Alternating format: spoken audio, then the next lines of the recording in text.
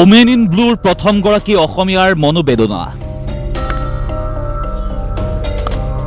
ভাৰতীয় দলৰ ক্ৰিকেটাৰ উমা চেত্ৰীৰ অনুশীলনত বাধা। টাফ উইকেটৰ অভাৱত ঘাঁহনিতে বেটিং অনুশীলন উমা চেত্ৰীৰ। অসমৰ ক্ৰিকেটৰ আন্তঃগাঁথনিৰ লজ্জাজনক দুৰ্দশাৰ উদাহৰণ এয়া।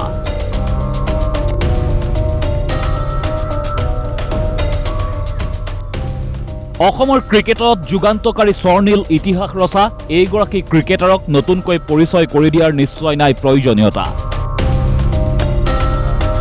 ওমেন ইন ব্লুত স্থান পোৱা অসমৰ প্ৰথমগৰাকী ক্ৰিকেটাৰ উমা চেত্ৰী এইগৰাকী। পিছে ঘৰলৈ আহি উমাই ক'ত অনুশীলন কৰিবলগীয়া অৱস্থা চাওক ভালদৰে। এনেদৰে ঘাঁহনিতে বেটিং অনুশীলন কৰিবলগীয়া অৱস্থা এইগৰাকী আন্তঃৰাষ্ট্ৰীয় দক্ষ খেলুৱৈৰ।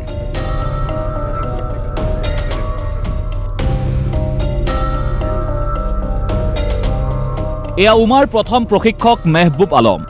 ৰাষ্ট্ৰীয় শিবিৰৰ পৰা ভাৰতীয় দলৰ অধিনায়িকা হৰমনপ্ৰীত কৌৰৰ পৰামৰ্শ মতে ঘৰৰ খেলপথাৰত অনুশীলন কৰিবলৈ আহিছে উমা চেত্ৰী। পিছে উমাক এনেদৰে ঘাঁহনিতে প্ৰশিক্ষণ দি মনত দুখ মেহবুব আলমৰো। এখন টাৰ্ফ উইকেটৰ নিৰ্মাণৰ বাবে বোকাখাটৰ স্থানীয় বিধায়ক তথা মন্ত্ৰী তথা জিলা ক্ৰীড়া সন্থাৰ সভাপতি অতুল বৰাক বহুবাৰ আবেদন জনালে উমাসহ প্ৰশিক্ষকে। তাই এতিয়া বৰ্তমান 30 তাৰিখমানলৈকে আছে বুলি ধৰক, মানে কিয় তাই আকৌ গুৱাহাটীত কেইদিনমানৰ কাৰণে যাব ফিটনেছ মানে ট্ৰেইনিং কৰিবৰ কাৰণে।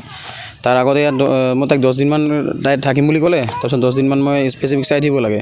বেটিংটো মই মেইনলি চাই আছোঁ। অসুবিধা তেনেকৈ কি আৰু এতিয়া যেতিয়ালৈকে কনষ্ট্ৰাকশ্যনটো কমপ্লিট নহয় তেতিয়ালৈকেতো আমাৰ অসুবিধা থাকিব, কিন্তু টাৰ্ফ উইকেটটো আমাৰ জৰুৰী আছিলে।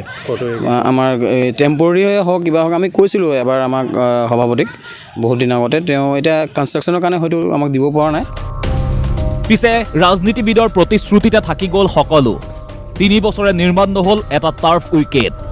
হয়তো মানে যিমান সোনকালে পাৰে এই কনষ্ট্ৰাকশ্যনটো কমপ্লিট কৰি লাগে আমাক টাৰ্ফ উইকেটখন টেম্পৰেৰীকৈ হওক বা কিবা হওক, কাৰণ এটা ক্ৰিকেটাৰে যেতিয়াই খেলিব যেনেকৈয়ে খেলিব টাৰ্ফ উইকেটতে খেলিব, কেতিয়াও চিমেণ্ট আৰু হেৰিত নেখেলে, ঘাঁহত গৈ পেলাই নেখেলে। সেইটো কাৰণে টাৰ্ফ উইকেটটো আমাক টেম্পৰেৰীকৈ হ'লেও বোকাখাটত বহুত টেলেণ্ট আছে, অকল উমা চেত্ৰীকে চালেই নহ'ব, ইয়াত বহুত ল'ৰা ছোৱালী আছে যিখিনি কিন্তু টাৰ্ফ উইকেট নথকাৰ কাৰণেহে আমাৰ ল'ৰা ছোৱালীবিলাক বিৰত হৈ আছে।